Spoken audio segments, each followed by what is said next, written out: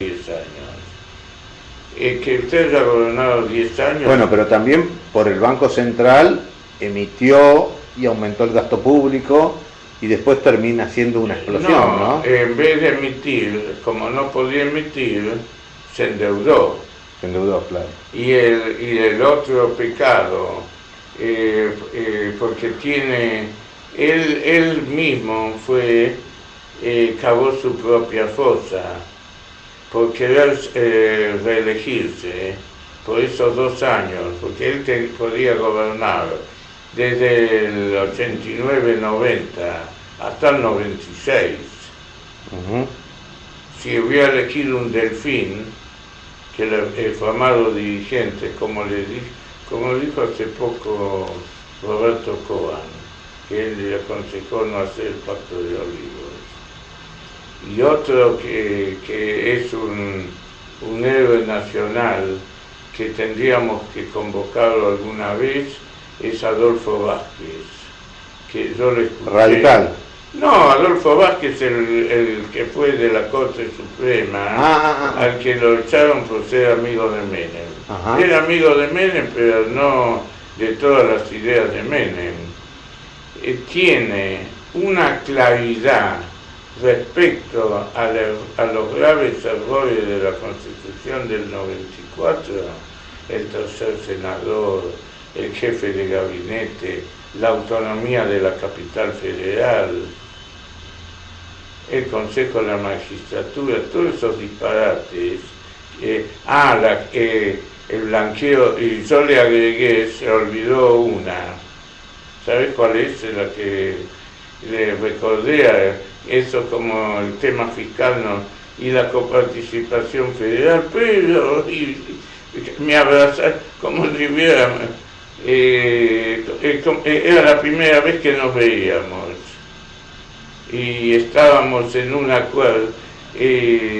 La coparticipación federal es que nadie, que la ciudadanía ni la intelectualidad argentina saben que que se constitucionalizó fue un blanqueo. A ver, ¿por qué? En la Constitución Nacional del 53 no existe de ninguna manera impuestos coparticipables, o son de la provincia. Eso lo dijo, no sé si Matienzo o Eguiguren. No hay impuestos, sí, Matienzo, no hay impuestos a medias. Claro. Bueno, pero no fue una idea de Keynes esa. No, la coparticipación, sí. Eso fue la idea de destruir el régimen fiscal de la nación. Terminó el régimen federal en el año 34, fines del 34, empezó a regir en el 35, y eso era el liberal Pinedo. Y entonces ya estaba implantado el impuesto a los réditos, porque la coparticipación la querían hacer junto con la ley de réditos. Pero ahí se opusieron, especialmente, y estaba a punto de que fracase la ley que se vote confirme la ley de réditos, si no sacaban la coparticipación. Se llamaba el reparto, porque es el reparto entre la nación y las provincias, claro. Que mejor dicho, entre los políticos. Bueno, vos sabés que Ortega decía que el hombre crea instituciones que después no sabe qué hacer con ellas, ¿no? Y en esta charla hemos transitado los ministerios de Economía, de Educación, el Banco Central, la coparticipación federal, todas instituciones que con idea de hacer el bien terminaron haciendo un daño tremendo. Y en el 2003, si no hubiera habido los colegios electorales, Menem hubiera sido presidente. Claro. O sea que yo digo siempre que Estados Unidos es el país que es porque no traicionó su constitución y no creó un Ministerio de Economía. No. Porque si tuviese Ministerio de Economía estaría de rodillas como la Argentina. Yo tuve una de mis propuestas es disolver el Banco Central y hacer transferir todo lo que se trata de moneda, banco, crédito, a la actividad privada, al Código de Comercio, como existió antes del 30. Tuve muchos impugnadores, como por ejemplo Armando Rivas, como ¿dónde vio usted que haya un país sin Banco Central? O el mismo Lupa. ¿Dónde?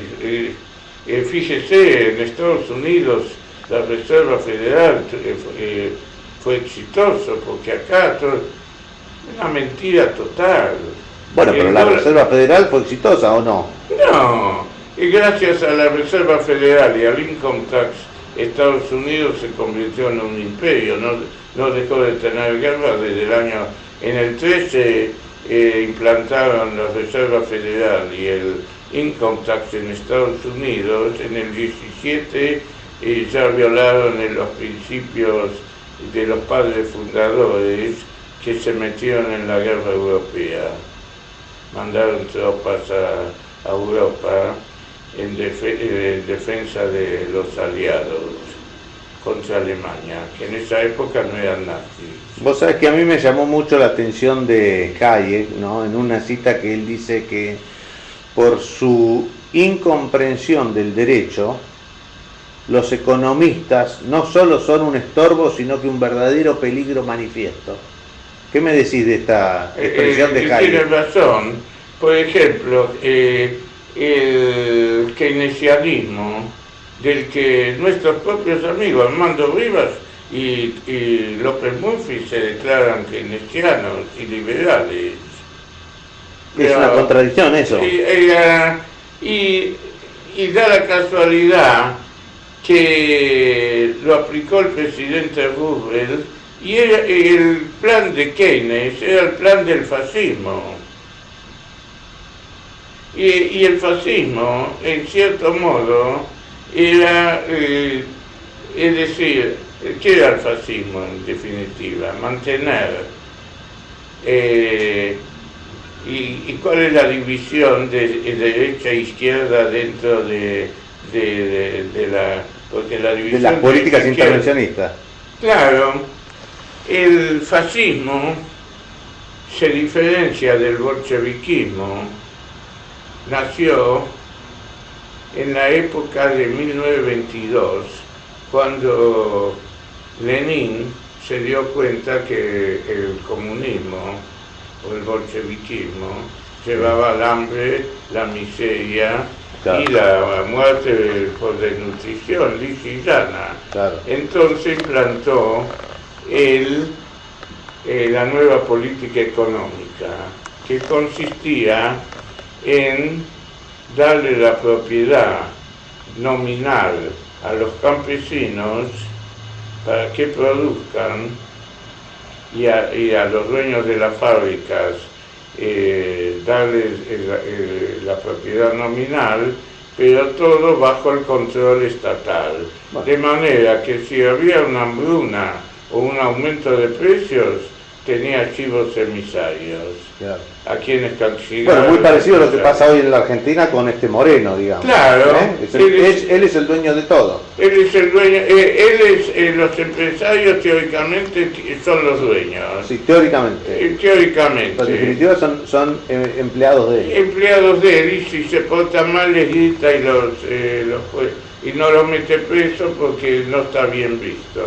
Por ahora. Por ahora. Y Perón llenaba las cárceles de agiotistas. Yo conozco hasta romances de amigos míos, clientes, que conocieron a la mujer que le iba a llevar la comida al padre.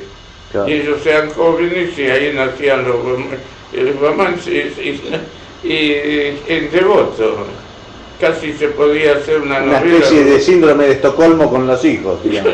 Sí. No, pero eran entre los presos, entre los empresarios presos. Claro. El empresario mayor, venía la hija, una linda chica, el empresario más joven, que también era autista.